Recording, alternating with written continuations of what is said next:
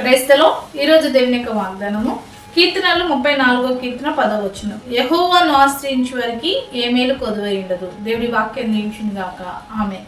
అవునండి, దేవుని యొక్క వాక్యం సెలవిస్తుంది, దేవుణ్ణి ఎవరైతే ఆశ్రయిస్తారో వారికి ఎలాంటి కొదువ ఉండదని దేవుని యొక్క వాక్యం సెలవిస్తుంది. చాలాసార్లు మనం ప్రతికూల పరిస్థితుల్లో, మన అవసరతలో, ఇబ్బందుల్లో, మనకి కావాల్సిన సహాయ విషయాల్లో మన మనుషుల మీద ఆధారపడతామండి.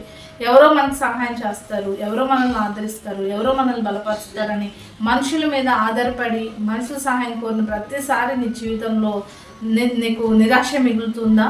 కృంగిపోతున్నావా? అయ్యో, వారు నాకు సహాయం చేస్తారనుకున్నాను, వారు నన్ను ఆదరిస్తారనుకున్నాను, వారు నన్ను బలపరుస్తారనుకున్నారు, కానీ వారే ఈ సమయంలో నన్ను దూరం పెట్టి ఉన్నారు అని చెప్పేసి ఆ విషయాన్ని బట్టి నువ్వు కలత చెందుతున్నావా, కృంగిపోతున్నావా? అయితే దేవుని యొక్క వాక్యం సెలవిస్తుంది, యెహోవాను ఆశ్రయించే వారికి ఏ మేలు కొదువై ఉండదంటండి. నువ్వు ఎలాంటి ఆశీర్వాదం, నీకు ఏ కార్యాలు జరగాలో, ఎవరు మనుషుల దగ్గర నుంచి నీకు కార్యాలు జరగట్లేదు, ఎవరు సహాయం చేయట్లేదు, నువ్వు కృంగిపోతున్నావో ఆ సహాయం కొరకు దేవుణ్ణి ఆశ్రయించు. ఎవరైతే దేవుణ్ణి ఆశ్రయిస్తారో దేవుడు వారిని సిగ్గుపరచడండి. దేవుడు తనను ఆశ్రయించి వారందరి జీవితంలో గొప్ప కార్యాలు చేసేవాడు ఉన్నాడు. కాబట్టి అందుకే దేవుని యొక్క వాక్యం సెలవుస్తుంది, ఏ మేలు కొదువైండదంట. కాబట్టి నీకు కావాల్సిన మేలుల విషయంలో మనుషుల మీద ఆధారపడేవారంగా కాక దేవుడిని ఆశ్రయిస్తూ, దేవుడి మీద ఆధారపడుతూ, దేవుడిచ్చే మేలులు పొందుకుంటూ అన్ని విషయాల్లో జయం పొందుకో. Praise the lord.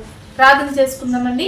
సకల ఆశీర్వాదాల కారణభూతమైన మా ప్రియవరులకు తండ్రి యొక్క ప్రార్థన ఇచ్చిన ప్రతి బిడ్డని జ్ఞాపకం చేసుకో. వారు ఏ మేల కొరకైతే ఎదురు చూస్తున్నారో ఆ విషయంలో నీ మీద ఆధారపడి వారి జీవితంలో మేలు పొందుకునే కృప ప్రతి ఒక్కరికి దయచేయమని యేసు నామములో ప్రార్థిస్తున్నాము తండ్రి. ఆమేన్.